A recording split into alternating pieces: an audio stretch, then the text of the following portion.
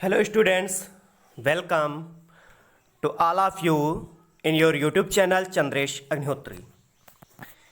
आज आप पढ़ने वाले हैं पाठ भाषा, लिपि और व्याकरण।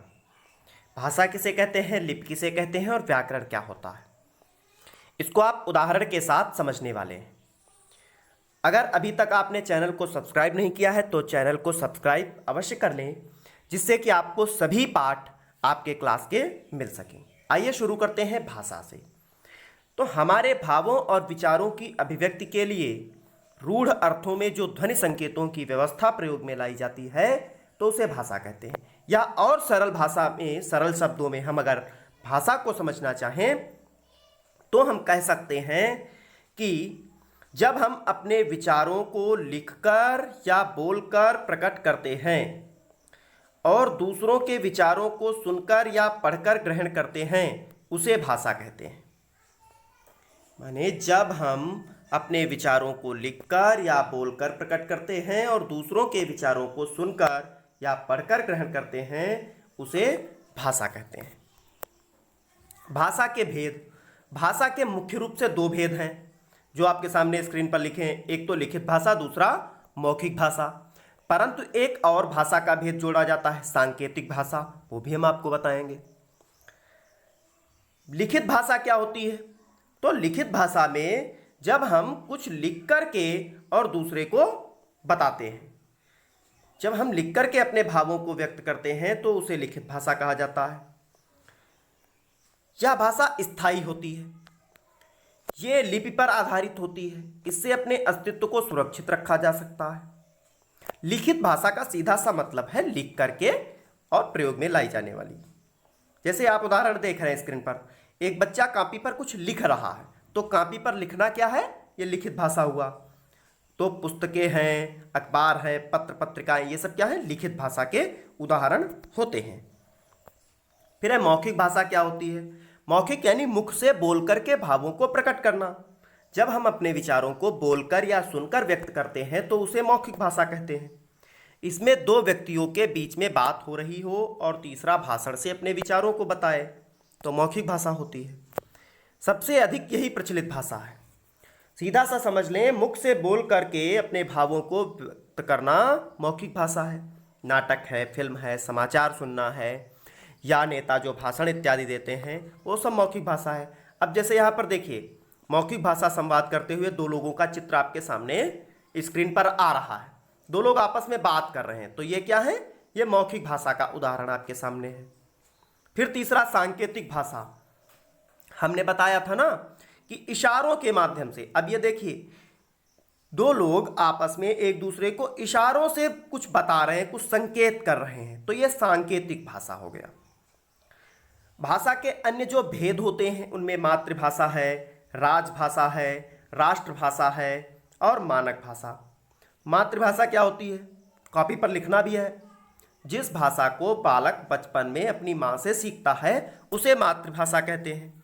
फिर है राजभाषा। तो जब किसी देश में सरकारी काम में भाषा का प्रयोग होता है उसे राजभाषा कहते हैं, जैसे हमारी हिंदी है।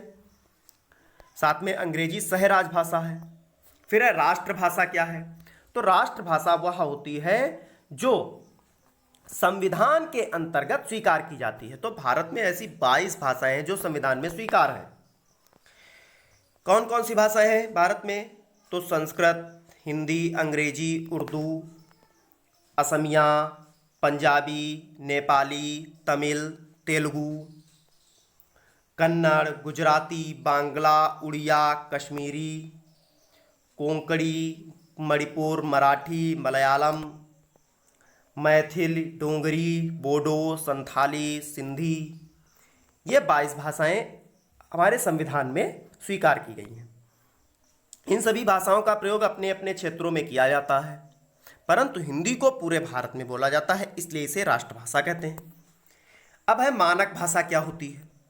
मानक हिंदी भाषा का ही एक रूप है।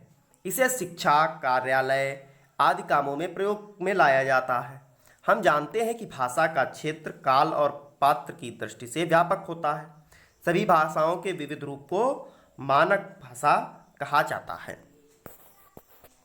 भाषा और बोली में अंतर क्या होता है? तो छोटे भूभाग में बोले जाने वाली भाषा को ही हम बोली कहते हैं। जैसे पूर्वी उत्तर प्रदेश की बोली क्या है? अवधी। बिहार की भोजपुरी और मैथिली, हरियाणा की हरियाणवी और बांगड़ू, राजस्थान की राजस्थानी, मारवाड़ी की और गुजराती बोली जाती है। फिर है लिपि। क्या होता है? तो लिपि का सीधा सा अर्थ है कि लिखने के लिए जिन चिन्हों की जरूरत होती है उन्हें लिपि कहा जाता है। लिपि लिखित भाषा का एक रूप होता है। अब अलग अलग भाषाओं को अलग अलग लिपियों में लिखने की व्यवस्था रहती है, तो सारी भाषाओं को लिखने के लिए लिपि अलग होती है। हिंदी की लिपि क्या है? देवनागरी। अंग्रेजी भाषा की लिपि क्या है? रोमन। उर्दू की लिपि क्या है? फारसी। और पंजाबी की गुरुमुखी। देवनागरी लिपि की क्या क्या विशेषताएं हैं? तो इसे दाएं से बाएं लिखा जाता है। हर वर्ण का आकार समान होता है, जैसे अंग्रेजी में नहीं होता है। अंग्रेजी में कोई अक्षर छोटा कोई बड़ा होता है, लेकिन हिंदी भाषा में सभी वर्ण बराबर होते हैं। ये उच्चारण के अनुरूप लिखी जाती है, माने जैसा बोला जाता है वही लिखा जाता है। आप देखिए कुछ लिपियों को इस चित्र के माध्यम से समझ सकते हैं कि हिंदी भाषा है तो हिंदी भाषा की लिपि क्या हो गई? देवनागरी। ठीक। फिर है अंग्रेजी भाषा की लिपि क्या हो गई? रोमन। संस्कृत की लिपि भी देवनागरी है, मराठी की भी देवनागरी है और गुजराती की भी देवनागरी लिपि है। आप इसको कॉपी पर भी नोट करेंगे। फिर है व्याकरण। क्या होता है? भाषा और लिपि को समझा आपने, अब होता है व्याकरण। देखिए व्याकरण किसी भी भाषा के लिए बहुत जरूरी चीज है, क्योंकि व्याकरण ही वह शास्त्र है जिससे भाषा को शुद्ध शुद्ध लिखना, बोलना और पढ़ना सीखा जाता है। व्याकरण और भाषा में संबंध होता है। कोई भी व्यक्ति व्याकरण को जाने बिना भाषा नहीं सीख सकता। इसी वजह से भाषा और व्याकरण का बहुत गहरा संबंध है। व्याकरण को भाषा के उच्चारण, प्रयोग, अर्थों के प्रयोग के रूप को निश्चित करता है। व्याकरण के अंग कौन कौन से हैं? तो व्याकरण के प्रमुख रूप से जो अंग हैं, वर्ण विचार, शब्द विचार, पद विचार, वाक्य विचार।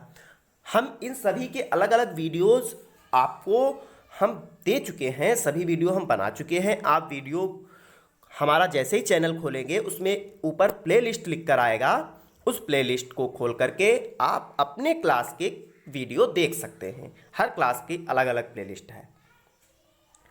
तो वर्ण विचार क्या होता है? तो इस विचार में वर्णों के उच्चारण, रूप, आकार, भेद, वर्णों को मिलाने की विधि, लिखने की विधि बताई जाती है। फिर है शब्द विचार। शब्द विचार में शब्दों के भेद, व्युत्पत्ति, रचना, प्रयोग, रूप, उत्पत्ति आदि का अध्ययन किया जाता है। पद विचार, इसमें पद का तथा पद के भेदों का वर्णन किया जाता है। और वाक्य विचार में वाक्य रचना, उनके भेद, वाक्य बनाने, वाक्यों को अलग करना, विराम चिन्ह, पद परिचय, वाक्य निर्माण, गठन, प्रयोग, उनके प्रकार आदि का अध्ययन किया जाता है। आपने पूरा वीडियो बहुत ध्यान से देखा, समझा। अगर कोई दिक्कत होती है तो आप हमारे व्हाट्सएप नंबर 8042 600049 पर मैसेज करेंगे। साथ ही साथ चैनल को सब्सक्राइब भी करें और अपने सभी मित्रों को व्हाट्सएप, फेसबुक के माध्यम से शेयर करना बिल्कुल न भूलें। धन्यवाद। जय हिंद।